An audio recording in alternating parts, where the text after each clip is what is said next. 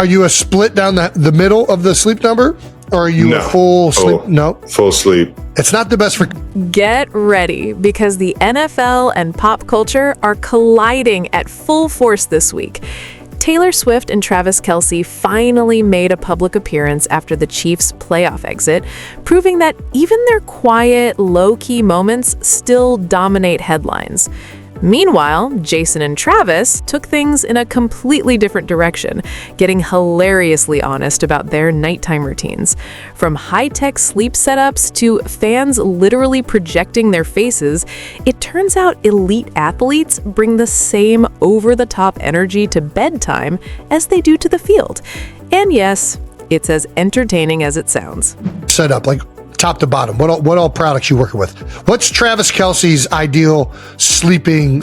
Next up, Patriots quarterback Drake May and his wife Ann had fans completely swooning, instantly sparking comparisons to the NFL's favorite power couple, Kelce and Swift. One appearance was all it took for the internet to crown them the league's newest must-watch duo. I don't know, I can't find my phone. Then, Jason dropped a brutally honest confession to Kylie, admitting there have definitely been moments where he's wished his entire family would just vanish. It was shocking, relatable, and exactly the kind of unfiltered honesty fans can't get enough of. Have you ever wished for your family to disappear? Ooh. For sure. And finally, Kylie received a no-nonsense welcome from the Eagles coach's wife, who made it very clear she was watching closely. The moment was subtle, sharp, and instantly had fans buzzing. Just was like, come here, and she came down. I said, if you with him, I will kill you. Travis officially stepped back into the wild. After weeks of radio silence and not a single paparazzi crumb, Taylor Swift and Travis Kelce were finally spotted together again. And yes, the internet immediately lost its mind. This marked their first public appearance since the Chiefs' playoff exit, instantly turning the moment into a soft launch of 2026 energy for the couple. The two were seen heading into an intimate dinner at Funky in Beverly Hills on January 12th, looking exactly like a pair who had been intentionally laying low, and then chose chaos the second they reemerged. Taylor delivered effortless, I didn't try, but I absolutely did energy, stepping out in an oversized gray blazer paired with a white mink skirt that reminded everyone why leg day is a lifestyle. Travis, meanwhile, fully leaned into his goofy cool era with a bowling shirt, because of course he did. Fashion insiders might call it contrast. Fans simply called it peak Tats behavior. This was their first time being photographed together since November, during Travis's bye week, when the two went on back-to-back New York date nights at ultra-exclusive spots like it was no big deal. The timing wasn't random either. The Chiefs had been eliminated from the playoffs in December after a tough loss to the Chargers, and Travis had hinted he was taking a step back to figure out what his next chapter might look like. Talked to a few people in the facility already, having the exit meetings and everything, and they know where I stand, at least right now. Sources close to him say he's been seriously weighing his future in football while enjoying a brief taste of normal life.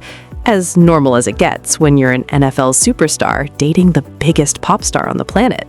I think, just being a regular human for a couple weeks, maybe a month or so, and trying to figure out what I'm going to do next in terms of my future in football. While Taylor and Travis were busy reappearing like a perfectly timed pop culture jump scare, New Heights listeners got a very different level of intimacy, thanks to Jason Kelce going full detective on his brother's sleep habits.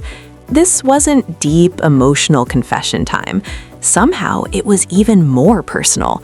We're talking mattresses, temperatures, fans, and the full chaotic science experiment that makes up Travis Kelce's ideal sleeping setup.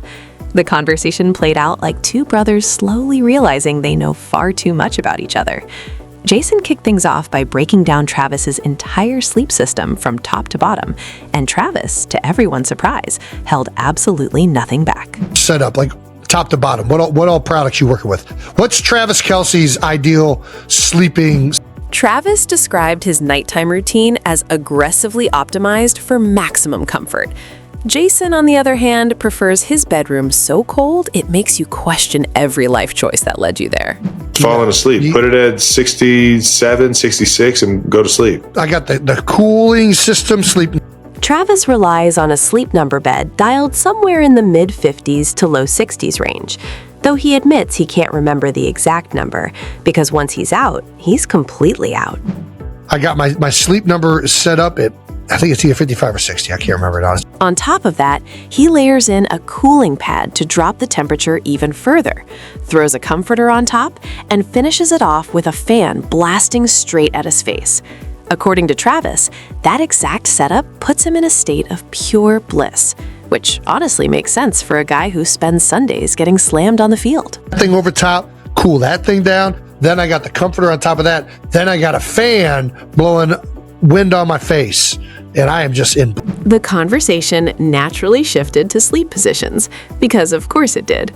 Travis revealed he's evolved from a stomach sleeper in his younger days to a master of instant shutdown, now simply flopping onto his back and powering down like a human off switch. Sleep position you go. You side, you back, you a stomach. You know, when I was younger, I used to be a stomach sleeper. I used to sleep on the stomach, but now I'm just lay on my back and just pass the fuck. Jason, on the other hand, calls himself a side sleeper, constantly rotating all night like a rotisserie chicken just to keep his shoulders from staging a protest. Back and forth. My shoulders get sore, so I got to switch it up, but I like sleeping on the side. I'm predominantly sleeping on the left side, but I'll switch over to the right side. The brothers basically turned sleep into a full-blown personality test, debating everything from starfish positions to strategic pillow placement between the legs. Jason even cracked jokes about the most extreme sleep poses, comparing some to crime scene chalk outlines, making it clear just how unserious and hilarious the whole exchange was. While the Kelce brothers were busy oversharing their way into everyone's nighttime routines, the NFL internet instantly found its next favorite couple, Patriots quarterback Drake May and his wife, Ann. Suddenly, they became the league's newest wholesome obsession after post-game footage started making the rounds. The clip captured Ann doing what she's done all playoffs, showing up, cheering loudly, and being unapologetically supportive, while Drake locked in another huge win, sending New England back to the Super Bowl. Fans couldn't stop talking about a particular angle, where Drake seemed laser-focused on the chaos around him, even as Ann tried to celebrate and congratulate him, making the moment simultaneously sweet and chaotic.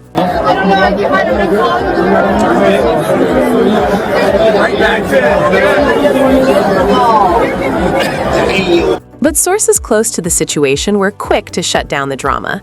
Another video showed the interaction between Drake and Ann as genuinely sweet, slightly awkward in a we're still processing this win kind of way, and completely real.